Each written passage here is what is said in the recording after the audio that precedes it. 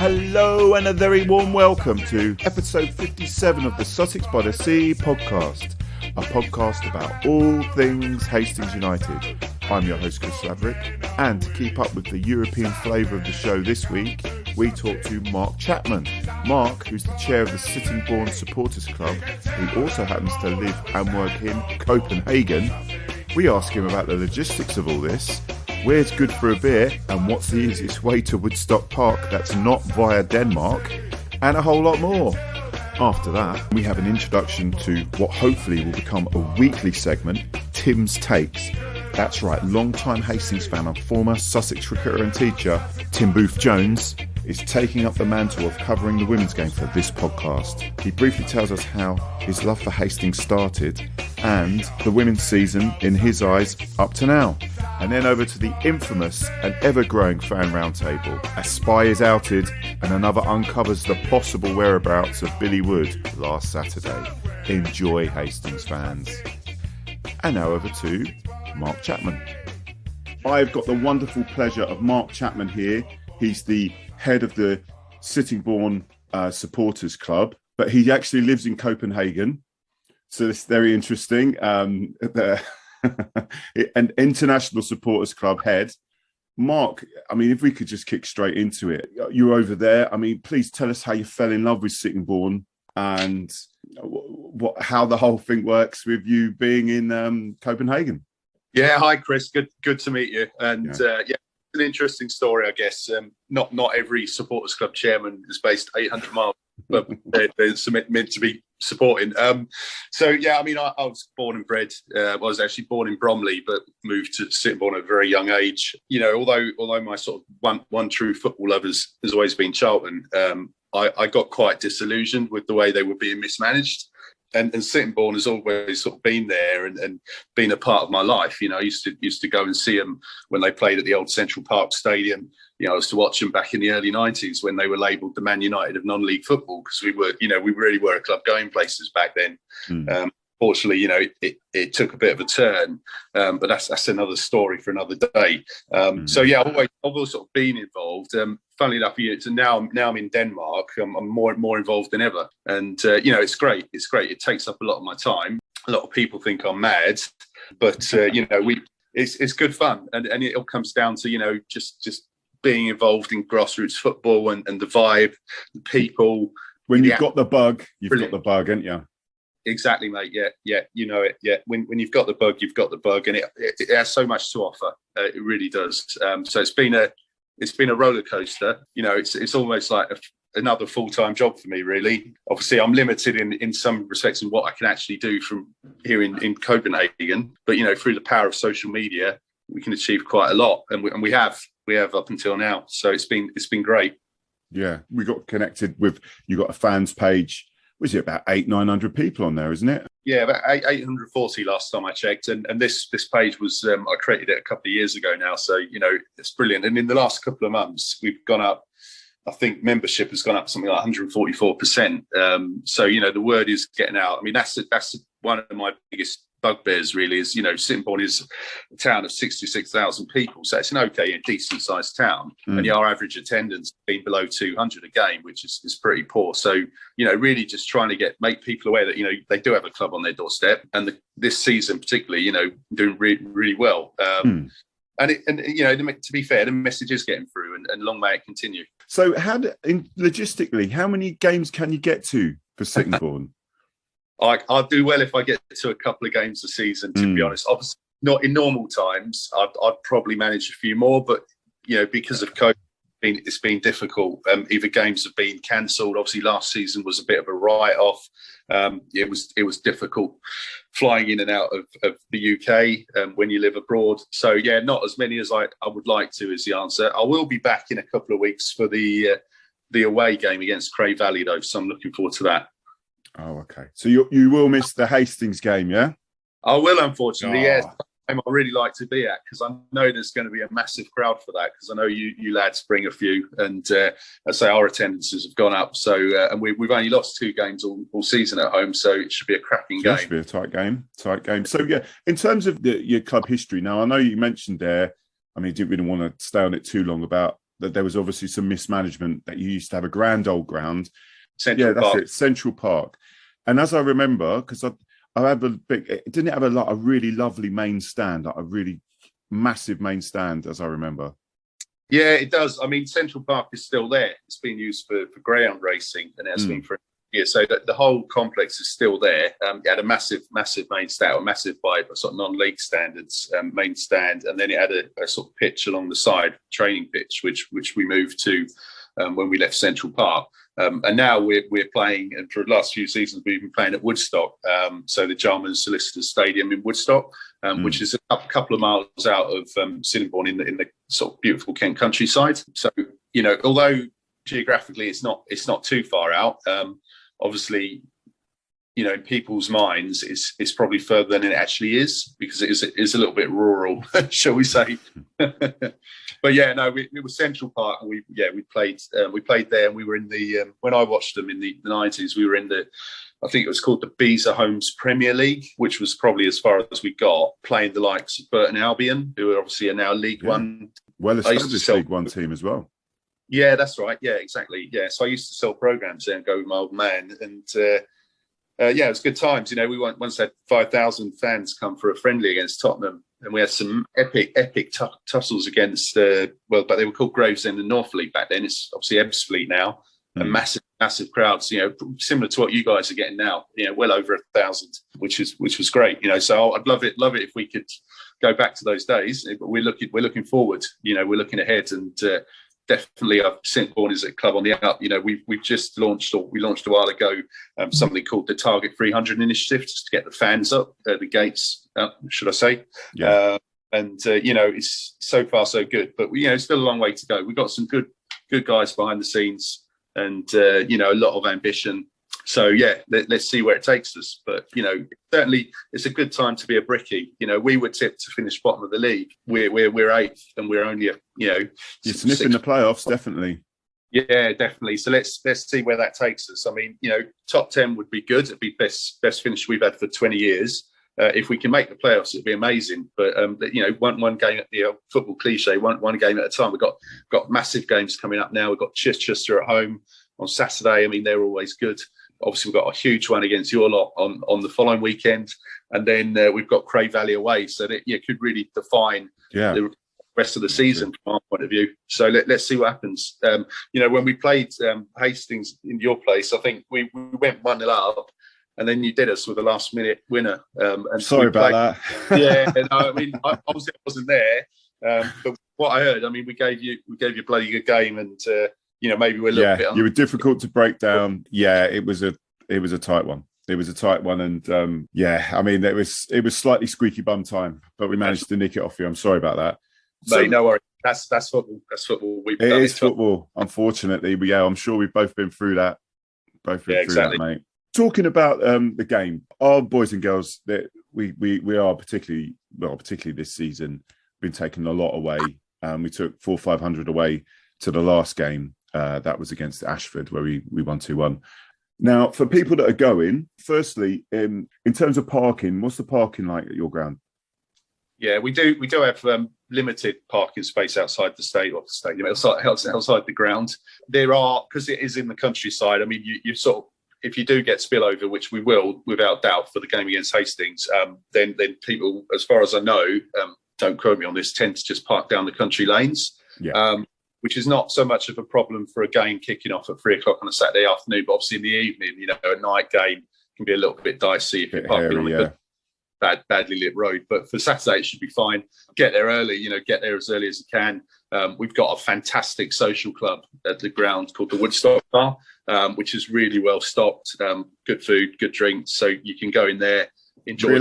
Real ale. You know what? I would like to say yes, but it's been a while since I've been there, so I'm not going to make any promises there. But real ale, then have a pint in the town before you go to the ground would be my advice. We've got plenty. In terms of getting there, if someone's getting the train there, where's your nearest train station? It is Sittingbourne, isn't it? Yeah, it's Sittingbourne train station, exactly. So you can get the train up. If you come in, I mean, obviously you're coming in the opposite direction. If you're coming down from London, it's about a 50-minute train journey, Victoria line, Sittingbourne train station. And then I mean, to be honest with you, it's then you're practically in the town centre. When you arrive, there's a good little pub opposite the railway station that you can visit. There's obviously plenty in the town as well. And then probably the best way of getting from the town to the ground, if you're not driving, is you jump in a cab. To be honest with you, just share a cab. It's probably about, I think it's £7-8 in a cab. Yeah. But obviously, then you've got the getting back. But we can, you can just call a cab from the Woodstock. Otherwise, I know the bus services are sort of limited going out that way, I would say. But again, one of the more local people than me would know the answer to that. There's plenty of good pubs in the town, plenty of good places to eat. We've got an old Wetherspoons, where it used to be a former courthouse, so it offers accommodation. You actually sleep in a prison, which I guess is something the locals are quite used to. They're going to kill me from saying that. And then we've got places like Bunter's. You always guaranteed a friendly welcome if you go there. And then for eating, we've got Nandos. We've got loads of Indian and Chinese restaurants. It's a typical Kentish town. We've got a place called Sentado Lounge, which is quite good. So plenty of choice all on the high street. And then when you got the club, you've got the Woodstock Club at the ground, which is pretty decent as well. Nice one. Okay. When we come along, I mean, what are we going to expect? Who's going to scare the bejesus out of us, Mark? Who are we going to be really impressed by in your side? Because obviously you're doing reasonably well. Obviously, you're doing a lot better than you have been for a long time, and obviously you were predicted to be in that bottom three, which you're nowhere near. So you're obviously doing something right. So who's the threats that's going to give us sleepless nights? Yeah, mate. Good question. Look, I'm going to just to wind you up a bit. I'm going to say that there are threats across the pitch, mate. Yes. To be honest, I'm not going to name one player. We've got some quality players in the team now. Some that have had ex-league experience. Up top, we've got Kane Rollins, who's well known in non-league circles. He's been banging the goals in. He's also been filling in as makeshift centre back. He's doing a great job. We've got young Flisher out on the wing, brilliant little player. It caused you problems. A lot of questions all game. Defence, we've got Lex Allen back in the centre as centre back. Just signed him from Sheppey. He's a local lad. He's a monster. We've got a song about him, about his feet sticking out the bed because he's so tall, which you'll hear. One thing you will get at Woodstock is a cracking atmosphere. Good. They sing their hearts out. The whole 90 minutes plus, win, lose or draw. So make sure that, vocally you're all warmed up, ready for a sort of a. We will be. But it's good to have when we go along. We've been to unfortunately, Mark, we've been to a lot of grounds in this step where that people just are not supporting their team. They're just standing there, not giving it, as you say, singing if they're winning, drawing or losing, which that's the sign of a proper fan. It's not. It's easy. It's easy to sort of be big when you're winning, but it's when it's the struggle is when the team needs your support. Yeah, no, totally. I mean, I'm not biased, but best fans in the league, they will sing their hearts out. Home or away, we took 100 fans to Whitstable the other week, completely outsung, and it's great, good banter, good friendly banter between the two sets of supporters. Have a beer afterwards, no matter exactly what, as it should be. But no, cracking atmosphere, and because the numbers are going up, and for the Hastings game, I'm expecting at least a crowd around 1,000, depending on, I don't know how many you're planning on bringing, but I've warned the people behind the club that they need to make sure the bar's well stocked. We have bar staff on. So, yeah. They run out of beer at the Ashford game. Mark, we had a brief chat beforehand. It sounds like you've kind of got into this similar to myself, where you were supporting a top level team, be it Charlton. Mine was QPR. You saw the money take over, and that love and passion and link with the fans kind of disintegrate into the cynical money making that I think that the top leagues are now. I mean, was it a similar story for you? Yeah, I mean, where did you start losing your passion for Charlton? Yeah, yes and no, really. It wasn't so much that because at that point we weren't playing in the Premiership. I did follow them when we were in the Premiership, and even before that, to be honest with you. It wasn't so much that I felt that that the club was losing that connection with the fans and vice versa. I think Charlton have always been sort of, I hate the word family club, but a family club, and they've treated their fans well. I think it was more a case of when we did go down, when we did get relegated to the First Division, and we were taken over, and it was quite widely reported throughout the UK press. We were taken over by a Belgian called Du Châtelet, and he was a nightmare, to be honest with you. And we had 2 or 3 years where it was just awful. Not so much what was going on the pitch, just the way it was completely mismanaged, and a lot of there was a lot of protests. I was involved in some of them. There was a lot of just ill feeling towards the owners, to be honest with you. So my problem was with the owners back then. Was this post Valley when you returned to the Valley, or was this? I'm wondering how long you've been a fan for, because I used to go to the old Valley before you got kicked out of there. So what? Yeah, years after. Post going back to the Valley. Yeah, no, we're only talking a few years ago. So 2000s. When we were playing the first. A few years ago. That's 22 years ago. That is, mate. It feels like only a few years ago. It make me feel old now. So yeah, no, it's fairly recent in the history of Charlton. I mean, I've supported Charlton for a long, long time. I still do. I still go and see them and everything. But I think it just became a nice distraction. I was just getting fed up with the whole circus, to be honest with you. Now we've got a new owner, and things seem to have turned a corner, and hopefully the good times will be back soon enough. But in the meantime, I was just feeling disillusioned. So I needed a project. And I won't bore you with the details, but before I came to Denmark, I was living in New Zealand for a while. And my mother's from New Zealand. I went back to the UK and, moved back in with mum and dad, and was living in Sittingbourne, thinking, well, what am I going to do with my life now? And what I had was football. So I joined a local football team, Sunday league team. So I've been playing in New Zealand and played a bit over here as well.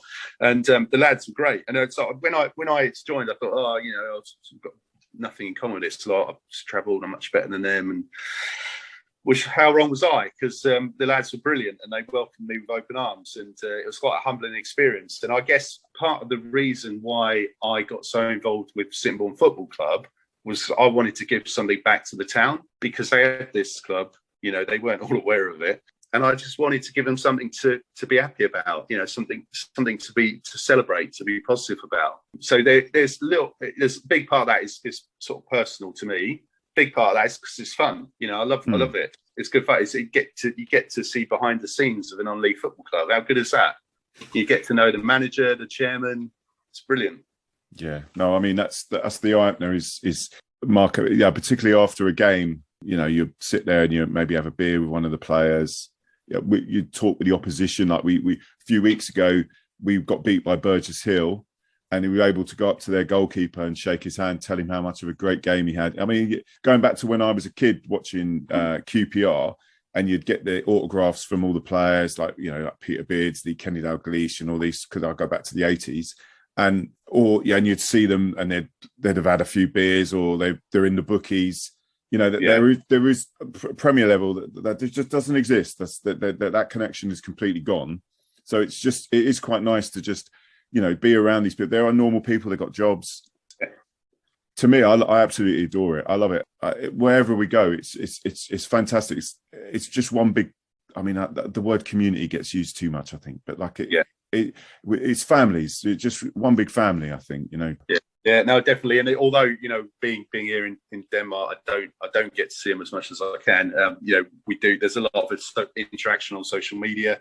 A couple of the fans have even come over to Copenhagen and visited. We've got this twinning arrangement with my local Danish side, sort of friendship, if you like. So that's proved to be quite popular, and that's also something to talk about. It's good fun. You'll see when you come on to the game at Woodstock, you'll see a massive flag with the sort of crests of Sittingbourne Football Club and my local club called flavour, and a sort of two hands clenched in a sort of like brotherly fist. So and it's got Danish and British, Danish and English written on it as well. The names of the local fan clubs. So it's just that. Nice. I know a few other clubs have done it. I think Dulwich Hamlet have some similar arrangement. I'm not sure, but it's brilliant, isn't it? It's amazing how just you being over there in Copenhagen, you know this person, that person, then all of a sudden Sittingbourne have an arrangement with a team in a different country. It's amazing, isn't it? Yeah, it's brilliant. And, part of the motivation behind that was also, I don't want to get all political, but, with Brexit, and I just started thinking, oh, Christ, there's going to be a lot of misinformation flying around. And there was a lot of ill feeling. Anyway, this is a really positive story that's come out of that. And, the Brickies that came over to Denmark, I'm pretty sure half of them didn't even have a passport. So, great experience. And we had Danes come over to the UK as well. And they were so well hosted by Mo Dunk, the chairman, backroom staff, the fans. They're a blast. So they can't wait for the next one, really. So yeah, it's really really positive and fulfilling. And I really look forward to the day when I can come back, with a plane load of Danes to watch the Brickies play, maybe against your lot. I think that'd be cracking. No, absolutely. Do you all drink, is it Skål? I'm trying to think. What was the Copenhagen beer? Was it Skål? Well, okay, Skål is the Danish word for cheers, and there is a beer called Skål, but we do not drink it in Scandinavia. I think it's a British invention. Oh, is it? Okay. Sorry, the most famous Danish beer is Carlsberg. It's probably the best lager in the world. If you know that. Which one? Tuborg. Tuborg is but urine from the last leper in hell. I'm sorry, Tuborg. No. Do you like Tuborg? No, not particularly. No. It's my go-to beer. But we have a lot of really good microbreweries here in Denmark. So Mikkeller is a really good brand. Oh yeah, know that one. Yeah. I've been paid to promote it, but there's a lot of good microbreweries here. So I'm probably like you, by the sounds of it, more into my craft ale. To be honest, we've got that covered over here. So craft ale, real ale, decent. Harvey's. You come over this way, you have a Harvey's, mate. Harvey's or Timmy Taylor's, but that's. That most fans will be like, "Shut up, Chris." To this. You're doing well. We've spoken about it already, Mark. But so where do you see your boys finishing this season? My head says without doubt we're going to finish top 10. My heart says the playoffs. I think it's going to be tough because the teams above us are not really dropping points on a regular basis, and we have that gap we need to make up. But we're masters of our own destiny, really, because I say we've got some really big games coming up against your lot, Chichester, Cray. They're all teams that are up there. So look, I'll tell you what, I'm going to say we're going to scrape into the playoffs. We're going to scrape into the playoffs in that sixth position. That'll be it. But I mean, that would be brilliant if we can do that. So let's see. We live in hope. So I'm going to say playoffs. That's good stuff. Yeah. I mean, what does Sittingbourne think of Hastings? Have they got any opinion on them? I don't think not as far as I'm aware. I mean, other than big club for this league, probably too big for this league. Very well supported team. Good play good football, good structure, good setup down there. I guess you have a few local rivals. Who would be your local rival? White Hawk or someone? I'm not sure. Yeah, well, they are quite irritating. Yes, yeah. White Hawk. Personally, very much White Hawk is irritating to me, but Ashford. Yeah. Probably Ashford. Yeah. They really don't like us, which was a shame because we beat them 2-1 at their ground, so that's a shame. Not really. I mean, historically, maybe other teams, but at the moment, that's kind of the only two that. And I think that's in your favour a little bit because you do get really good crowds. I mean, we don't, to be honest with you. We've got Gillingham on our doorstep, and although they're sort of a club on the way down, we've got. Gillingham are obviously a league club in Kent. We've got teams like Bromley who are on the way up. We've got even in our own league, as you would know, there's quite a few Kentish sides. There's Herne Bay, Whitstable, Faversham, Ashford, Ramsgate. There's loads of them. Hythe Town. There's loads of teams, local teams from Kent. Local rivals for us would definitely be Ashford as well. I think Faversham. We've got good friendly rivalry with them.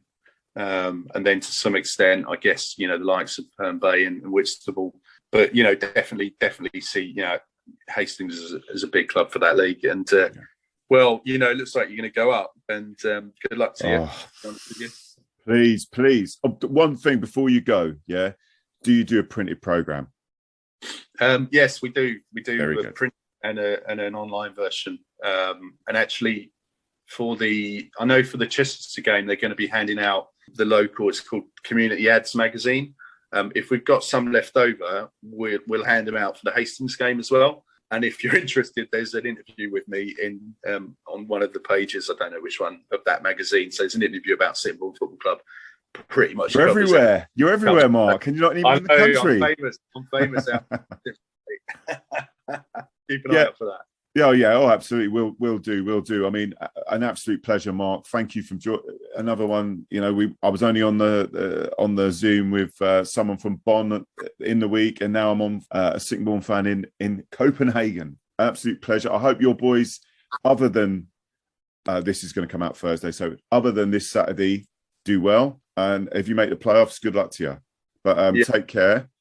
Thanks, Chris. Good cheers, mate. I won't see you at this game, but I'll see you at a game, hopefully. Hopefully, yeah. We'll have a beer together. Lovely. Yeah. Cheers, Chris. Thanks. Take care, Mark. Thank you. Yeah. Bye. Bye. And now over to Tim Booth-Jones. I am joined by the wonderful Tim Booth-Jones, who's a former player for Sussex Cricket Club and retired teacher. I'm speaking to Tim. We've kind of made contact because he is really interested in covering the women's games, which is unfortunately, since Ryan has moved on to parts unknown, probably in Blackpool, that we haven't really been covering as well. And I personally don't have the time to cover it. So this is fantastic that Tim's willing to step in and cover at least all the home games, if some the away games as well. First of all, hello, Tim. Hi there. Nice to see you, Chris. Yeah. To see you, nice. Yeah. Firstly, how did you fall in love with this great Hastings team? Well, thanks to my dad, back in 1961, we reckon it was, he took my brother and I up to the pilot field I think my memory is it was over Christmas and Boxing Day, and I think we played on Christmas Day then and Boxing Day. But it's always stuck in my mind because we played Cambridge United and Cambridge City. They both came down, and after that, my brother and I became regulars. At the pilot field, going to the occasional away games on the coach, and it just became a lifetime interest. I do prefer that. Obviously, I was played a lot of football, so I missed a few of the seasons as well. It hadn't been continuous, but certainly for the last 20 odd years, I've been regular since, I can't sort of play sport anymore at the weekends myself. But it's been great entertainment. Really enjoy going up there. And as for the ladies, I started off being a bit of a skeptic, thinking, how's this going to work out? Have we got the finances, to do it properly? But I started watching a few games, and this season, the games I've watched, if I give a quick summary to them, the first one I saw was our local derby with Bexhill, where I think probably Billy and the girls were probably thinking was going to be quite an easy game. It turned out to be quite a tough game, actually. I think it was just 1-0. We won it in the league, but it was good stuff, good entertainment. And then I think it was a Sussex Cup game when we played Brighton's under-23 team, and that was a really good match. We matched them in the first half. They were obviously, I don't know whether they're full-time or not, but they were good players at Brighton, and we were as good as them in the first half. We created lots of chances, played well. Second half, we probably ran out of steam a little bit against them, but they had some really quick players, and anyone with pace, like in the men's game, is an asset, and they ended up winning 4-2, but I thought it was a good performance. The away games, we're probably racking up big wins, lots of wins, but our next home game I think was Welling, where we were quite dominant, and won 7-0. But the latest win against Hackney, it was in the League Cup game. They're not in the Girls' League, I don't think. I think they're in a comparable league, obviously up in London, and they were a decent side. They were good. It's a close game. I thought it's always an advantage in as far as I can see, and I hope the ladies excuse me here if they listen in, because I'm not an expert, but I think if you've got a good goalkeeper, it does help. And that Hackney goalkeeper, I thought, was really good. She was diving around and making lots of saves and doing a good job. But we scored some good goals.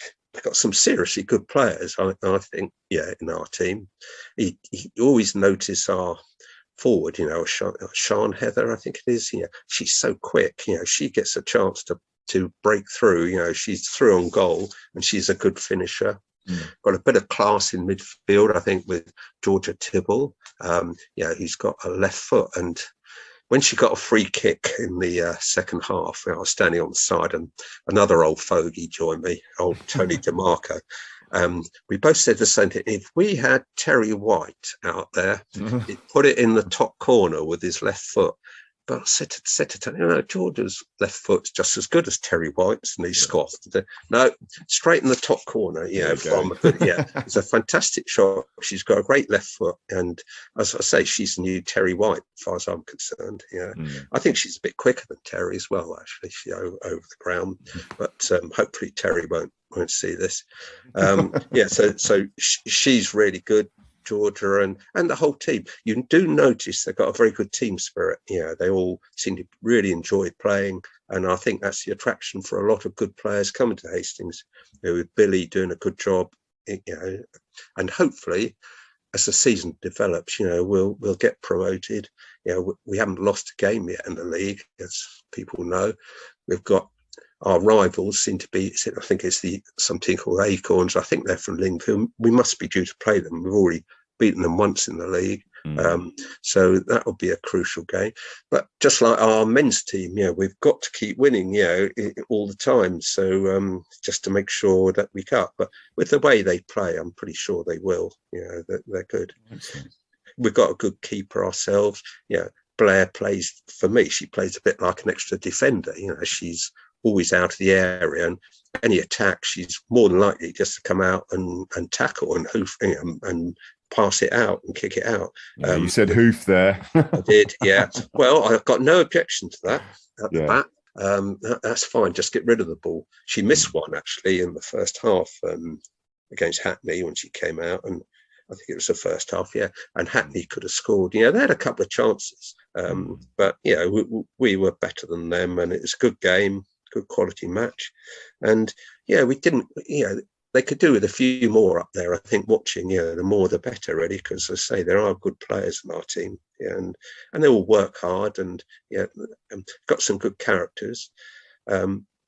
It's probably a fault to equate them to men players, but I think when Molly comes on, I always think she's the Paul Gascoigne of the team. She's always up to sort of, you don't know what she's going to do next, really, but she's quite entertaining to watch.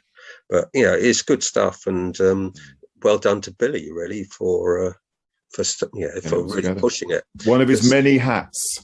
I remember a year or two ago, I think it might have been last season, Lewis, done really well with their ladies team, and they announced they're going to pay the same as the men. I thought, how's that going to work? It's going to cost them a fortune. It won't. It will have a bad effect on the men's team. They just run out of money. But I think if you do have a successful ladies team, it helps attract sponsors and more interest, and brings money in. So hopefully it will all, it sort of evens out. Like at Lewis, it's cost them a lot of money, but I think they're one of their keen supporters. She's a fanatical ladies supporter over there, said, no, we're getting so many sponsors in because of the ladies team. It's sort of paying for itself. I don't know whether that's right or not, but I can see the logic in it. If you can really make it an all-inclusive club, it's good for us and good for the town. Well, I would argue that we are an inclusive club, Tim. So Tim, you think you can give us regular Tim's takes every week? I'd love to. If you get a negative response saying get that old fogey off, that's fine. The ladies don't want him doing it. It'd be good. But no, it's quite happy to. Okay, well, look forward to Tim's takes. Take care, Tim. All the best. See you, Sittingbourne. So see you then. Cheers then. Cheers. And now over to the Sbts Fan Roundtable. In what was a momentous week with Louis Rogers hitting over 100 appearances and club legend, leader and well regarded by all, super Sammy Adams, who's made 600 appearances for our great club. So there was not only the football to talk about. So on the round table we had the pleasure of Windy John, Johnny Wills, Flat White Andy, Malcolm, the Spy Who Loved Tea, Stone, Ian, Goalies Union Robbie, and George, he bangs the drum. Thank you, fellas, for making it happen. I've literally just got in. Oh, bloody hell. I do it for Any love. excuse to drop the NHS card. You're not getting any more discounts. Listen, Robbie, you know what I think about the NHS. So...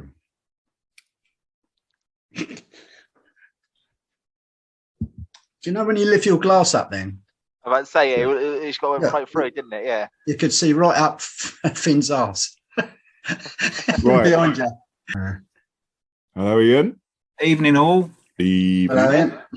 We've got Sideways John Wills. Oh no, the hair's in place now. All right, Andy. Bonsoir.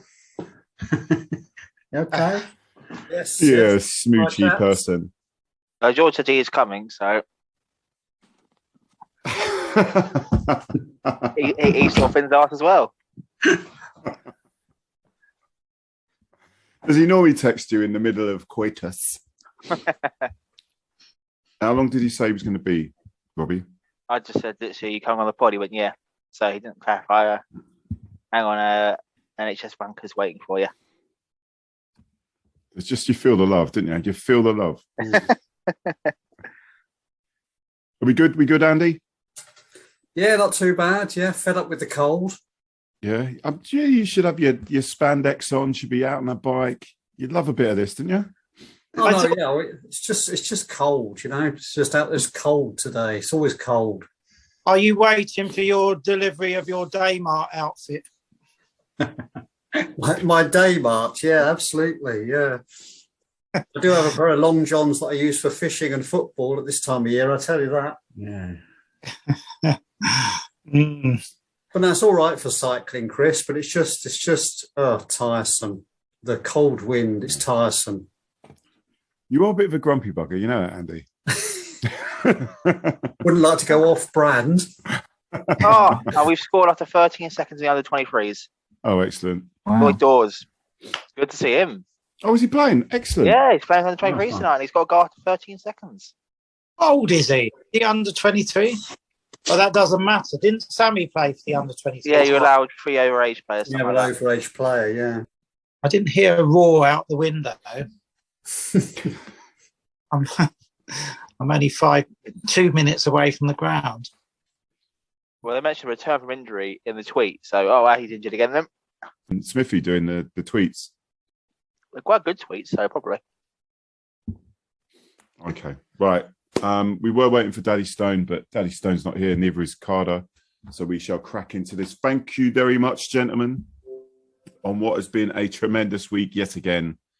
We're joined here by the windy one himself, Johnny Wills and his magnificent hair.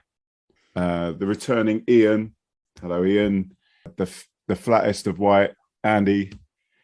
A returning Robbie, who's not been on for a while. And, of course, George, he bangs the drum. Well, chaps, I think we need to kick into 600 games for Sammy Adams. Oh, yeah. Tremendous stuff. Game superfluous, really. Easy win. Who wants to kick into talk of the game, or actually cut that? George and Robbie, you did a presentation for Sammy, didn't you?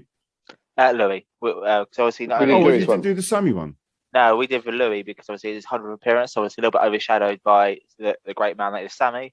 But obviously, a lot of credit to Louis. I mean, a reliable keeper. Came in for Charlie Horlock when Charlie Horlock was popular. Made it on his own, and I can't think of anyone else as our number one now. Here's to 100 games and many more for him. Yeah. I wonder what his percentage of clean sheets and wins is over that 100 games. Well, we can look into this. We might need to get McCrossan involved. Give James McCrossan a bit of a bell. He might have that statistics for us. How didn't the stewards drag you off? you know, seeing the likes of you two there on the pitch. I was just wondering, you must have had... They thought we were high players. We're a bit, we let our guard down. We're a bit too fit. And then we showed up. I was like, oh, well, okay, these guys can actually run. I think one of them got tangled up in his mankini. I wonder who that could be. I don't know. Yeah, we've got a story about him at the end of the game that we're going to talk about, that needs to be talked about, because it could affect the attendance at Sittingbourne. So, but anyway, in terms of Hive, Robbie, George, you guys haven't been on for ages. Do you want to just crack into the game first of all? Yeah, why not? You want to do George? Yeah, I feel like Hive over 2 games are the worst team we played. Really, I think that's fair. Yep. I don't think they've caused us any problems over 180 minutes. Our away game up there, I think it's fair to say that we were pretty bad, and we still won 3-0 away. And I don't really think we played any football after 60 minutes. Saturday, we just sort of eased off, and they caused us no threat still. So it's amazing they're as high in the table as they are, really. Pretty poor side. Things aren't going too well for them. Obviously, they feel a bit aggrieved about the penalty. It was a correct decision, to be fair. It was a penalty. Sammy's second goal. It genuinely was. I'm not even saying that just because I'm a Hastings fan. It was actually a penalty. You just get away with it week in, week out, but you can't lift your knee into a player like that. It's not on. Just because you won the ball doesn't mean that you can do that, as we know from on the field tackles with the players going in over the top and things like that. So it's good to see that actually given, and probably as he'd already had the ball, yellow card, probably a fair result there. Yeah, it's easy. It's so comfortable, wasn't it? So comfortable. Yeah. I don't remember Louis having a save, did he? Not a big one. I mean, they did. They missed a couple of pretty decent chances, but their finishing was as bad as everything else about them. So, yeah. I don't remember singing his song about him saving something the whole game, actually. No. He must have been pretty cold. Yeah. Robbie, how do you feel about making a referee give a decision? I mean, it was all down to you, I think, mate. He got an assist. No, debatable, because obviously George and I recognised the ref for the game, and I think we actually mistook him for a different ref, because it turns out after the game he was the one that gave a dog decision against us at Craig Valley at home. So that's why I recognised him from. But we had a go at him, and I think it's all the liner that gave it. But I reckon without the fans behind the goal, we never would have got that penalty. I think I was more pissed off than Robbie when it wasn't given initially. I was fuming. Well, keepers union, you know. I'm a goalkeeper at heart. Keepers union. That's exactly how you goalkeep as well. It is. I can't say this. I'll just take you out. The only difference between you and that keeper was that he caught the ball. We're joined by Malcolm Stone as well. Hello, Malcolm. Hello, I'm Malcolm. Hi, Malcolm. All right, chap. Right, we're just starting on the Hive game. Andy, your thoughts? Walking football comes to the pilot field was that's what it was. I think Laura pretty much almost fell asleep in the second half, sat next to me. Actually, it was. I think George was right about the 60-minute mark. Blimey, yeah, it was. I think because they gave us a reasonably good. Half a game in the first half at Hythe, because I went to that. The funny thing was we've had 2 controversial penalties, because we had that massive to-do at Hythe about the bloke who seemed to dive and sort of punch the ball away and claimed he'd headed it at Hythe, didn't he? And we got that penalty in the last minute of the first half. So they've had 2 quite interesting decisions against them. Both fantastic. Robbie was involved with that as well, wasn't he? I was backing that lino up. They were criticising him. No, you're a great lino. Don't let them abuse. And having a fine lino Saturday, he's get good linos. I'm a fan of linos. It's quite hard to pick anything except it was just absolutely pedestrian. One thing I would say, I think we'll all be part. I was couldn't resist looking up the fixtures, and it's I think Whitstable versus Hythe is March the 19th. So that's got to be a must see, hasn't it? That one. Imagine the Sky cameras are headed down there. Oh, absolutely. I was thinking maybe we should put a coach on or something. If we've got nothing better to do. I mean, what a game that'll be. I think just leave the ball in the middle of the centre spot and they'll all sit down. I think. Yeah. I've never seen. Yeah, I think just, I don't know, you just sort of picking small things out of it. Like Tom Chalmers just had the absolute run of the right-hand side. We sort of nominally played this 5 again, didn't we? And it was sort of like all those sort of things became irrelevant, really.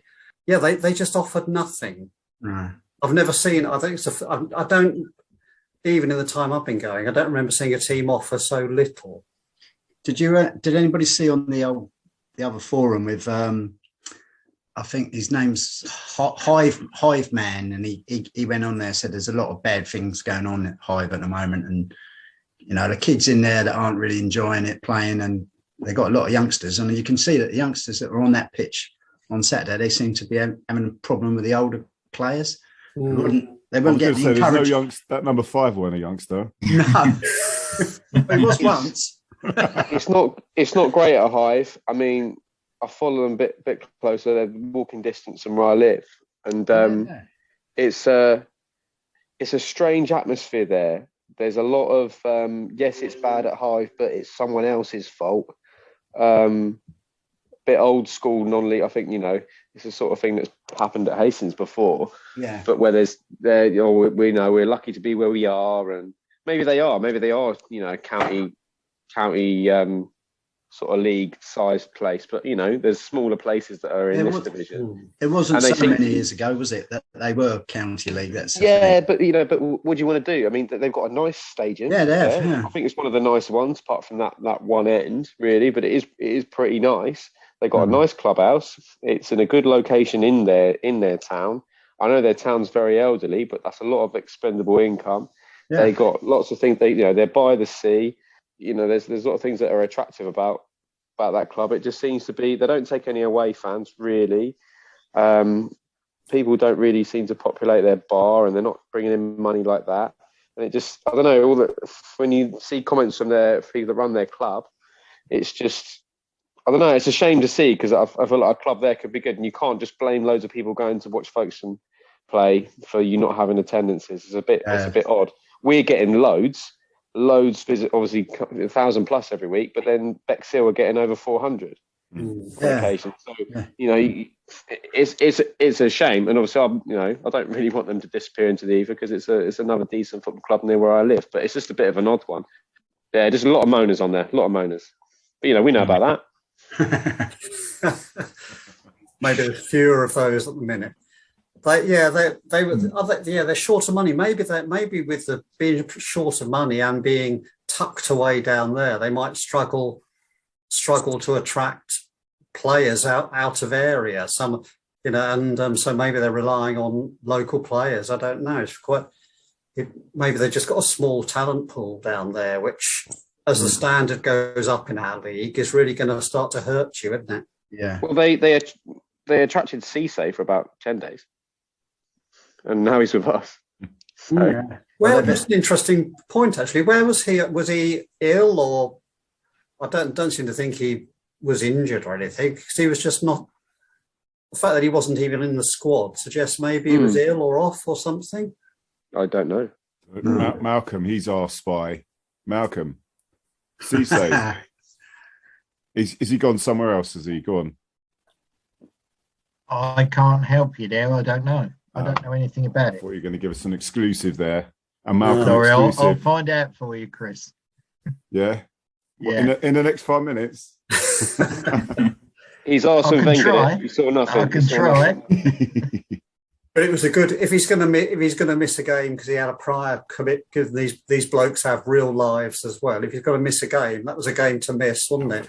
Because actually, Mr. Toomey, he definitely needs more games under his belt, doesn't he? Still, he'd got a few nice runs and crosses in second half. He's got a good cross on him, hasn't he? Yeah. I was watching him a lot. I thought he looked quite good, actually. So he got better as the game went on. Yeah, so, I know it.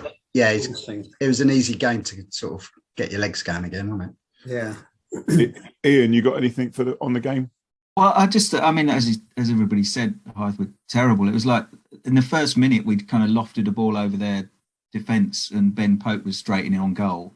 And you kind of thought, well, they're going to have to do something about that. And then I didn't.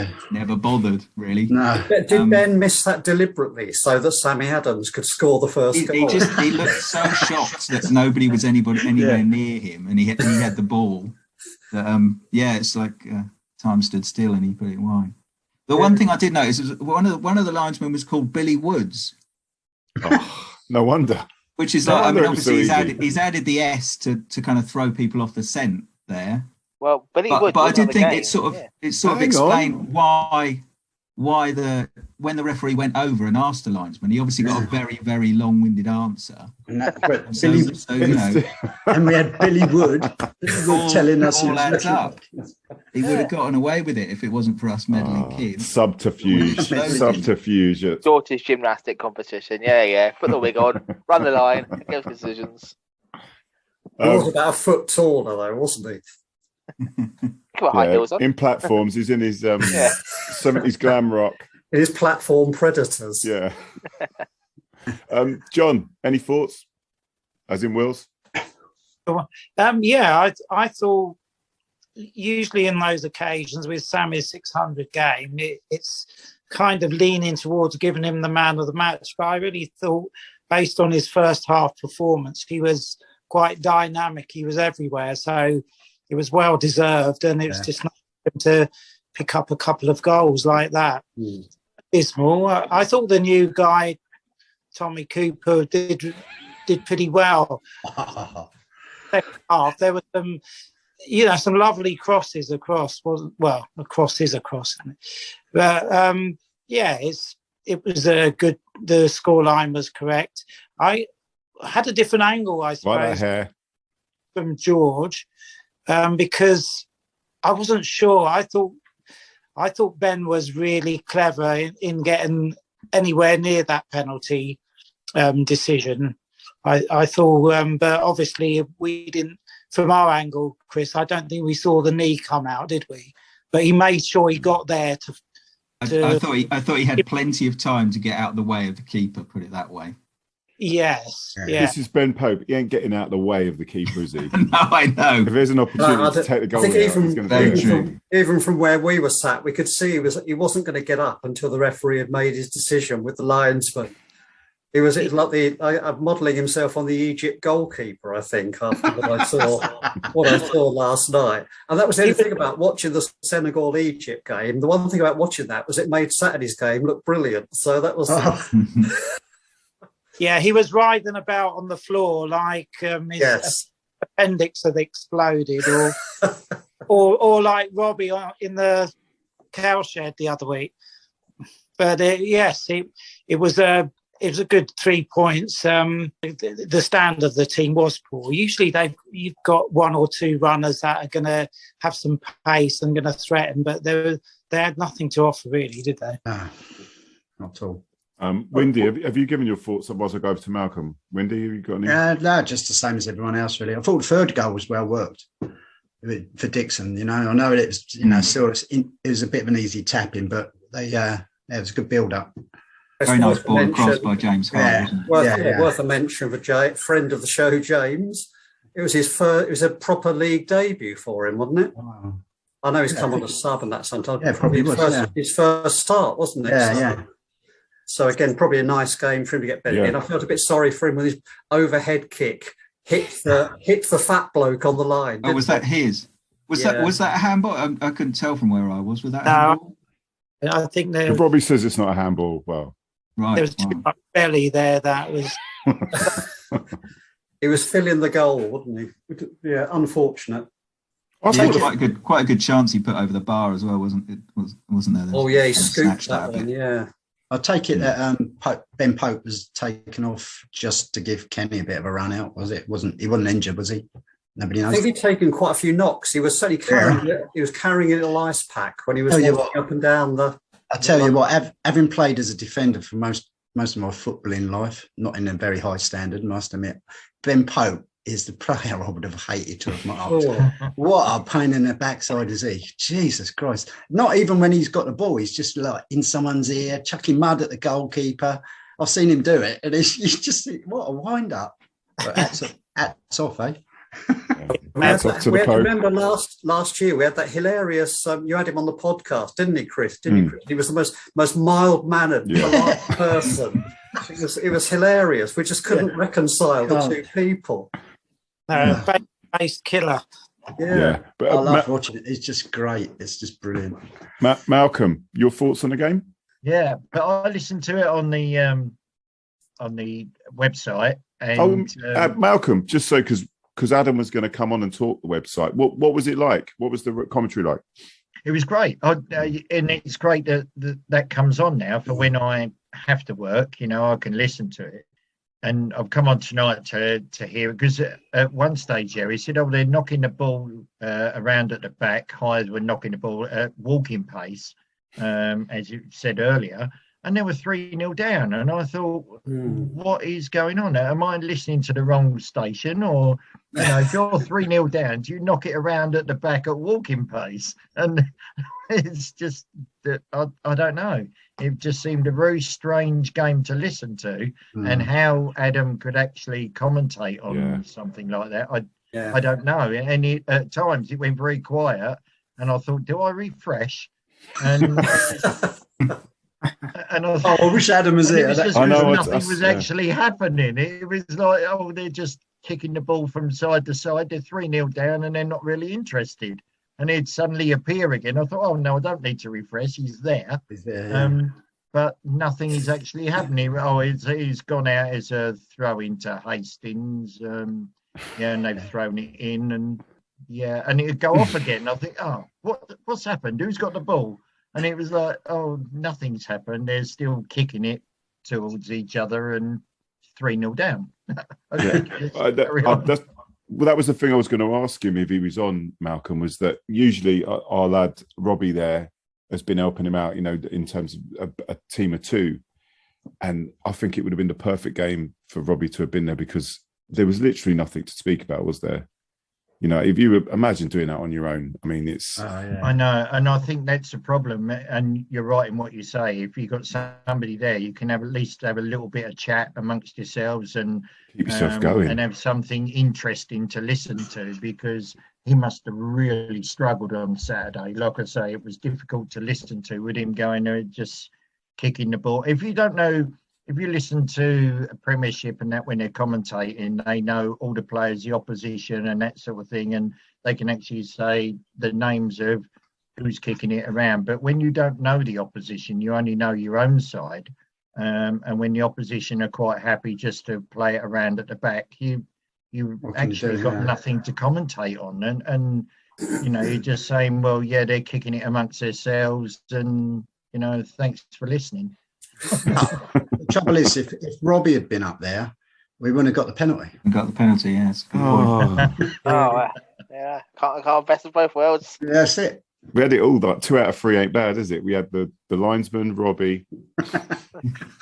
Just one more thing on that, on the penalty incident, is that it was just wonderfully Hastings. You had the shithousery of Ben Pope going down and staying there. You had the dog's abuse that the keeper was getting and him responding back as well. I was all at the line, all at the ref. And then you look over and what 2 Hastings players have stood over it, chirping at the keeper, chirping at the ref, Jack Dixon and Sam Adams, there every single time. And it just goes to show that you don't touch the Pope, the Pope touches you. Just going on from what John was saying, John, I'm in agreement with you. Ben Pope's an absolute nightmare to have on the pitch next to you, and he just channeling in your ear all the time, and just it's like the other week. Annoying. The other week when he picked up the goalie's water bottle and emptied it twice in a game. Twice. He did that for the. He did that for us behind the goal. He loved that, didn't he? Fantastic. Oh, that's funny that. Well, I mean, we haven't really spoke too much about Sammy Adams. I mean, as we say, you couldn't have written. He had a great half. I mean, that first goal, I thought that was a lovely little composed finish, and it's just a love. Two goals. He could have probably had a hat trick if he wanted it. I mean, the opposition was. I mean, I don't think even when they walked out there, I don't think they wanted to be out there. It's just. You really would think that teams that quite invariably, teams seem to enjoy playing in front of a few people, and we get teams raising their game. It's the first team we've had that's come and simply has not reacted to the situation they're in at all, was it? Because rabbit in the headlights. Yeah, I remember Malcolm, you said that Craig said he was bored at Ashford. So Jesus Christ, Christ knows what he was like on Saturday. I haven't spoken to him, I must admit, but I quite imagine that's what he'll come back with. It was boring, it's routine. I expect he probably just folded his kit up and put it straight back into the box, clean. I don't think he needed washing. Maybe Malcolm, you could have actually swapped for him for the day. You could have played, and he could have done your job. I think I could have played. We won't go too far with that, John, will we? Really chuffed for Sammy on Saturday because how many non-league players have got to 600? Not that many, especially. I mean, he's even like I said last week, he had 2 seasons away at least. Right in the bang of when we had that FA Cup run up to Middlesbrough, so that must have hurt him not being able to do that. But he stuck with us 600 games. And you think of how few games you miss. Yeah. To add those games up over the years, you know, at 40 odd games a year, you got just think how few games you miss to get to that number. He still squeezes in a family holiday just before Christmas. You missed a few, didn't he, for a holiday? I was like, where's he gone? Yeah. If you're a goalkeeper or something like that, you partly expect it, but when you're playing centre and midfield, to get that many games in with the amount you're putting your body through, it's incredible, really, that he's managed to do that. He's played keeper as well, has he? Though he's played keeper, he's played up top, he's played in the middle, he's played down the whole goddamn pitch. Yeah, I've seen him right back as well. He's a great player. I mean, he's a hell of a competitor, isn't he? And it's sort of like to have somebody that senior in the squad who puts that much into the game, just really sets the bar for everybody else, especially because he's got a goal on him, so he'll let them know if they're not. But apart from being what he's like as a player, but what a guy as well he is. He's a leader on the field. He's a leader off the field. He's just a great guy all round, and he family man. He's always got time for everyone else, and what a guy. Yeah, his family were up there on Saturday as well. Absolutely. Yeah. I mean, they're often there, but to see it for him, that's just been great. Yeah. Nice touch. His dad was a good player, by the way. His dad, Jim, is an excellent player. Locally, I don't think he played, Hastings standard, but he's Sussex Division 1. He was right there in the middle. Brilliant. I thought his dad was Tony Adams. Yeah. Not the same one. No.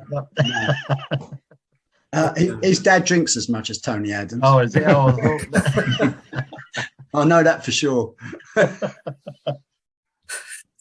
Any scenes after, boys, in the bar after? Anything? All the players were going out for staff going out for meals, celebrating 600th appearance. So it was just a really good atmosphere and vibe by the club. Togetherness is really there. You can see they all care about each other. They're all mates. It's really good to see, and I'm really happy. Yeah, I saw a picture of the meal, topless doors. That was a bit, a nice meal, perhaps. Yeah, where'd they go in the end? I don't know where it was. Let's look forward to Sittingbourne. Now, one of the things that we could look forward to is a Mr. Histed has guaranteed that he will be wearing women's clothing. His partner has said that she's going to do his makeup and his bra. So anyone listening, obviously, we all want to get down to Sittingbourne and watch that, let alone the fabulous football that our team plays. Is he changing his name as well? Is he Gabby Histed or something like that? Well, it's a good place to do it because North Kent is famed for its tolerance and acceptance of other people and cross-dressing and all that sort of thing. They love it up there. So it's that part. Love it up there. Good on Gareth. George. Careful, George. Dorsey's got another one for the 23s. They're 3-0 up. The second one for Dorsey. You might see him Saturday. Get him off now. Getting some goals. Yeah, let's hope he don't get injured again. Get him off before he's injured. Yeah. Blimey. Right. Anyway, yeah, Sittingbourne. First of all, who's going? Yeah. Oh, sorry. No. Yeah. You. Yeah, It's in the middle of nowhere, so like, yeah, Train and cab. Train's a bit iffy. It's cab from the station, yeah. Yep. Is it on the one of the industrial estates out? Because they used to play at the Grey. It's not there anymore. Don't get caught up with that. It's not there It's not anymore, John. I did actually see them play at the Greyhound Stadium Oh no. Yeah, they've lost that. billions of years ago, though. Yeah. Yes. It's out at the science place now. Yeah. Not a bad little ground, but it's okay. Well, I've got a mate who lives in Sittingbourne, so I'm actually trying to talk him into going to the game with us on Saturday. See if we can. I've been telling him about the club, so see if I can get him along to watch it and show him what the fuss is all about. Excellent. My fifth time. It's actually my most visited away ground for any club. Really, mine's Weird, Burgess always Hill. end up being able to do it. It's a when you get there, it's nice. For those who haven't been, who wondering what it's going to be like, it's they've got a really good bar. If it's good weather, they've got a nice outside sort of beer garden that overlooks the pitch. They've got a few more benches than we got out the front. So yeah, it's covered at both ends. It's a nice place just in the middle of nowhere. What's their current form like? Yeah, I was just going to look that up. Well, mid-table, aren't they? They're supposed to have this really good side. In fact, they supposedly compiled this squad. Other managers have been talking about them compiling a squad to get promotion. They've got all these players in, but it doesn't seem to have clicked yet. And you wonder when it's going to click. And hopefully, it's not Saturday. Their form is they're 14th in the form league, 10th in the real league. So. Yeah, mid-table. Funny enough, I don't know if I bored anyone with this when I was at the game on Saturday. I probably did bore a few of you, but I was chatting with the Sittingbourne Supporters Club chair, and he happens to live in Copenhagen, which is different. So I'm chatting to him for the podcast for this Thursday when it comes out, and he lives in Copenhagen, so that's okay, different. Yeah, what the Germans last week. Well, we have actually got another. There's a guy called Bert who used to come over from Holland to watch us as well. So he's still very interested in us, but he just can't get over. Okay. Did this bloke from Copenhagen? Did this bloke from Copenhagen say the beer's cheap at Sittingbourne? So if he did, don't believe it. Yeah, he did say his go-to beer. Yeah, and I'm going to check this. His go-to beer was Tuborg, and I called that out. Because Tuborg is, are we all agreed on that one? Tuborg. Don't check the beer. Check the hard drive, Chris. Check the hard drive. If that's are we going? Yeah, absolutely. Okay, you're going shocking, to that level. All right. Shocking pint. I didn't even know Tuborg was still going. Yeah, I remember any gig you go to, and they always serve Tuborg up. And I've never had it. To be fair, you never had Tuborg? No. Nah, you've not missed anything. Probably because they stopped making it about 10 years before you was born. What's left over at Sittingbourne? It'd be interesting to see how much we swell their crowd as well, because I'm looking at their attendances. If I've got the right team here, John Will's always talk about swelling, isn't he? Herne Bay again. Yeah. They brought Go on. people VCD Athletic, but roughly most of their games start with a 1 and only 3 figures. I think their highest attendance was 309 against Faversham. And that's, it's pretty grim. How I don't know how anybody survives. Money's coming. They say they're noisy fans, but they oddly get a crowd. But the people that are there really get behind the team, is what I've been told by someone who lives in Copenhagen. Usually they do, but when we last went there on a Tuesday night, the weather was atrocious. It was some of the worst weather we've had, like driving rain. It was horrible, wasn't it? And they obviously it was good tops off weather, but their fans, there was hardly any one of them there. It was really odd because usually their fans are quite good and they travel away as well. But depends if the weather's nice, I suppose, if they turn up. That's what I remember from last year: the pouring out of rain, and you, Robbie, taking your top off. All the guys, and it was the song. And Josh always, Craig's boy, Josh always sings, if you support Hastings, I'll take your top off and all that. And you like all standing in the pouring out of rain with your tops off, and then it was take your shoes off, and you were nigh on naked in the pouring out of rain. God, It's got to be done. you can imagine what if it rains on Saturday. You can imagine what Gabby Histed to be up to. On a Tuesday night, it was absolutely lashing down. They got a tiny little stand behind one goal, and we sat right at the back of that trying to keep a little bit warm. And they were at the front with their tops off and shoes off and nigh on everything off. Go and encourage Gary Histed now. Yeah. I remember that one because I was in my clothes from work, actually. Come straight from work. So yeah. You remember it, George? Virtually everything was off. We were laughing. Me and Josh were laughing. He said, "Should we take our tops off?" I said, "No, it's freezing." And they said, "Take your socks off, shoes off, socks off, and everything." Unbelievable. Good times. Good times. It's right. We got Gary now to do that. Yeah, we got it. Yeah. He's a work in progress. Right. I sponsor Andy to take part in it. Who? In the Mr. White, Lord White. Yeah. In the take your clothes off thing. You want Andy to take his clothes off? Go on. I'd be hypothermic in seconds. It's all right. He'll buy you a coffee. One advantage, their skin is waterproof, I guess. So there's probably no harm in taking all your clothes off if it's pissing. We have found that many a time. You actually stay dry. You take your top off. Yeah, exactly. Skin dries out. Yeah. We do it for health reasons. Yeah. And the man there, that Damar all-in-one suit isn't waterproof. I should come in a frogman suit. Right, chaps. So we what are we thinking about the game? I'm thinking comfortable win. 4-0. Easy. Yeah. 4-0. 3-1 win. 3-1. We'll give them a goal as they're at home. I don't do predictions. I'm much too superstitious for predictions. All right. Do you feel good or are you a bit nervous? See, that's just asking me the score, but in a different way, Chris. Yeah. Not falling for that. Oh, okay. He's waiting for the Sue Gray report. Yes, exactly. Yeah. What yourself, Wills? What do you reckon? Win? Well, you'd like to think so, would you? But that hair's winning. We know what. Hang on, we've not commented before we finish this. We need to comment on John's hair again. Right. So, John, if you could just show the camera, we need to have a look at it. What you the up hair, to? the hair. Round again. He doesn't want to go like that. It might come off. That's it. You know, you just comb it up from under your armpits, as I said, and up your nose. It grows quite abundantly.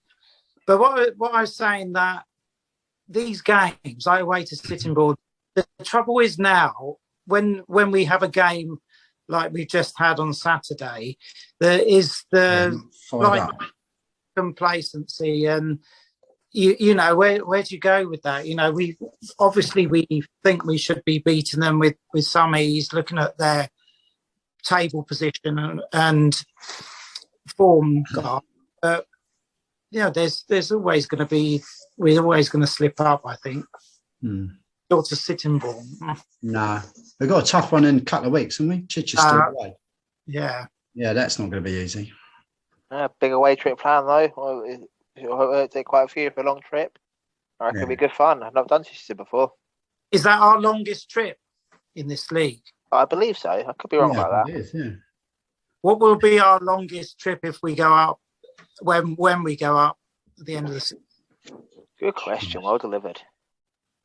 I'm not actually sure. But there's some research. There's some homework for the next podcast. Yeah, homework. Yeah. There you go. There are a few local matches when you look at that division above, aren't there? But there's going to be a game that gets George sacked and we get Folkestone away, because let's face it, he won't behave himself. So yeah, it's going to be quite interesting, isn't it? A bit more mileage, I think. There's quite a few Sussex teams, aren't there? No, there's Lewis. Are they? Oh, we're getting ahead of ourselves, Ian. I'm getting jittery now with this talk. I think if Ian's suspicious about the score, he'll be on the verge of fainting now. Absolutely. It's tempting fate on a grand scale. It's really very unwise. If we fail, it's your lack of ambition that cost us. That's what I'm saying. Your doubt got to the team and made them lose. So it'll actually be your fault. So Only fair. I mean, it's only fair, isn't it?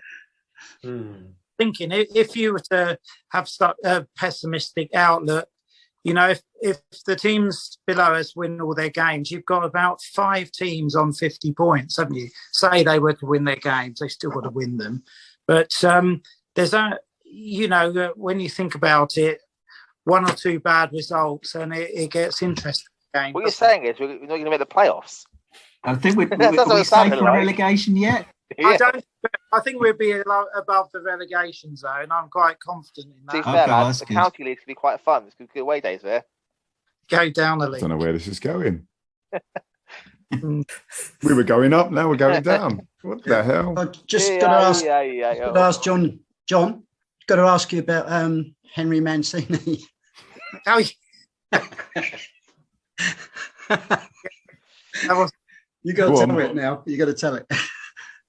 well, I mentioned about this Barnet game and about this Henry Mancini that was on the opposition then. He was an ex-Arsenal player, so I thought, but he turns out, what does he sing?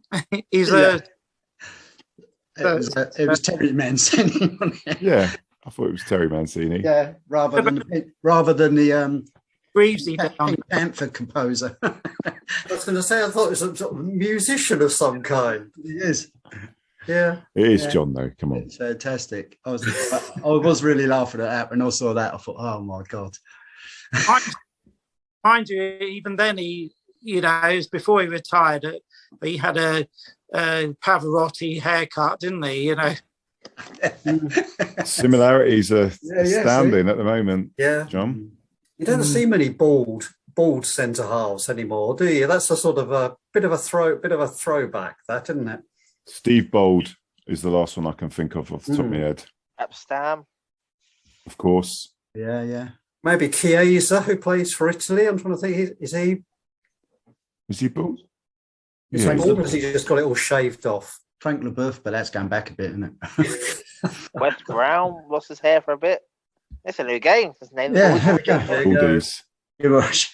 The back Bald four leather. on Saturday for Sittingbourne will all be bald now. Wait and see. Yeah. In fact, That number 5 was- Hyde's centre Hyde, half was yeah. bald, wasn't he? The fat bloke. Yeah, that's true. He Fat bloke. had the lot. He had the Fat lot. bloke. Yeah, but he ain't getting my ball 11. No. Nah. Fabio Bartes keeper. Just one thing about Sittingbourne, just had a look, and like they gave us a really good game in the home game. We won 2-1, didn't we? And they went down to 10 men. It turns out they had this bloke on loan called Achiam Pong from Hungerford Town. Bless you. And yeah, thank you. And had a look. He came for 6 games, got 5 goals, and in that time, Sittingbourne only scored 6. He scored 5 of their 6 goals, I mean, and then went back, and he scored against us. He's not there anymore. That was a month loan. That's what But, Burgess Hill did to us. They got a really good goalkeeper, Yeah. beat us to their Yeah. goalkeeper. The team Yeah. just get one player on loan to beat us, and they piss off back. and then they Yeah. lose. Yeah. But we'll see. I It's don't think tough. it'll be easy at all. Don't think it'll be easy. No. Maybe Malcolm and John, with thinking of the main stand crew. Do you remember when they used to have to pay 50p to sit in the main stand? Yeah, I do. No. There used to be a separate gate to get into that. You couldn't even go through. Yeah, it's like a turnstile. So we milk some money out of the main standers. Any idea? Any thoughts on that? I don't know. There was For definitely. sandwiches. I Literally. definitely remember 50p. there was a separate turnstile. It was near the entrance to the director's bar. That little side alleyway. It was there, right, like a gate right across. So if you was at the Cold Warren end, which wasn't there then, and you wanted to go back to the first off, you had to go around the other way. You couldn't go through. Mind you, that the Cold Warren end used to be Stinging Nettle, so you weren't up there anyway. So Wayne wouldn't have been with his shorts on, Stinging Nettle. Yeah. Do you remember when, as well, they built a secondary stand down the cowshed end? Oh yeah, where the big When- Hastings United sign is. Yes, that's Yeah. right. Yeah, so it was all clay, very slippery inside. And of course, I'm just thinking of the future when we revitalise the pilot field. I'm thinking about it. The bank used to be tiered, and for big games, you used to have quite a crowd, didn't you? Yeah, I did, yeah, on that bank. You mentioned that, John. You're into monetizing the whole bloody thing. That mentioned. He's a filthy capitalist. He is. We thought, we talked about this very briefly because we're having to get there earlier and earlier to get where we've always sat in the main stand, to get a non-obstructed view of the bloody goals. We're having to get there earlier than is reasonable, just to save some bugger nicking our seats. So you could actually get to the stage where you could charge people an extra 50 quid or something to actually bag see a seat in the main stand if it starts getting really popular. Keep the riffraff out. Is that basically? Well, no. You can have classic stuff. You could sit wherever you like in the main stand, but if you wanted to, you could. But not in my seat. Little bit of extra for on my seat. I'll tell you a little story. My dad, because when he reached, I think it's 55 years of going up there, one of the directors, I can't remember his name, it's Martin, his surname. I can't remember his first name. Anyway, he arranged for my dad to have his own chair. The sticker is still there. So if you want to go along there, Andy, just pretend you're Tony Gale and then kick him out. My dad would be pleased with that, even though he's looking down from up there. Yeah. Oh, nice one. Yeah, well, so like the Matt Busby chair. Yeah, so it's just as you go up the middle steps, turn right a little bit, and it's about 5 along. I think seat number 64, I think it was. Yeah, no, I mean, if it keeps on like this, they could actually, allocate a few seats. Yeah, leave most of them as a free for all. That's fine. Yeah. Corporate main stand, boys? Yeah, the Royal Box. Yeah, get in the box. I actually stood on the other side this week, just below the grass bank. Bloody hell, was that cold? I've forgotten how cold it is on that side. I think I might be back in the stand soon. Yeah. Forget what I said about my dad's seat. I'm having it. No, it's probably fine. It just reminds me, it always used to be, this is in the mid-70s, always used to be, it seemed to be the fog descended. Oh, yeah. And my memories of the game, because of the speedway track, you're far away, and you can just see this outline of Mickey Westburn throwing punches in the centre circle. There was always a scrap, wasn't there? Always, yeah. Yeah. Blood amongst the sawdust. Yeah, on that rather strange note. I'm sure you can get 20 minutes out of this. Yeah. Yeah, good luck, Chris. Yeah. That's why he's moved it to Mondays. It gives him longer. Yeah. Big dilemma next Monday, Valentine's Day. That's going to test a few people, isn't it? Well, yeah, I'm married with kids, so Valentine's doesn't really exist anymore. No. I'll probably just go through. I'll be going through my full repertoire of stretching exercises and limbering up at this time. I would have thought. Be nice knowing you, Chris. We don't want to know about your sex. Where you gone, Chris? Yeah, we'll see you next Tuesday then. Well, that's what I'm going to get called. Yeah. Listen, gents, an absolute pleasure as ever. Thank you, Windy, John, Ian, Robbie, Andy, Johnny Wills, Malcolm, and the lovely George. Thanks for coming on. Just on that note, before you leave, I asked a question, and I got back. I can't divulge any information because you're on the round table. Your editing is so poor, Chris. I cannot give you any information. He's found out, hasn't he? Oh dear. Well, there you go. See, he's found out. The sauce is deep throat. It's just not. Deep throat. It hasn't worked. Deep throat. We're back on Valentine's Day again now. Enough of what's on Chris's mind. Yeah. Well, see you next we don't week, want to go there. 5 kids. Yeah. Anyway. Yeah. See you at the game. See you at the game. See you at the game. See you later. Cheers, guys. Take care. See you later. Bye. Bye. That's it for another week, U's fans. Another win, another clean sheet for the U's. Results went our way, and that magnificent man, Super Sammy Adams, bags 2 goals, smashes past the 600 mark in appearances. What an achievement. and what a servant to this club. As ever, if you want to get in contact with the show, or have any suggestions, or want to get in on our weekly roundtables, that email again is hufcpod@gmail.com, or on the Twitter, which is @HUFCpodcast. You can get this podcast on all major platforms, be it Google Podcasts, Audible, iTunes, Spotify, or Amazon Music. And we have a jam-packed YouTube channel, chock-a-block, full of video interviews and episodes from the podcast. Please, please, please give it a look, a comment, or a like, but definitely subscribe. It's all free. All that's left for me to say is, I've been your host, Chris Laverick. Hope you have a good week, and see you at the game.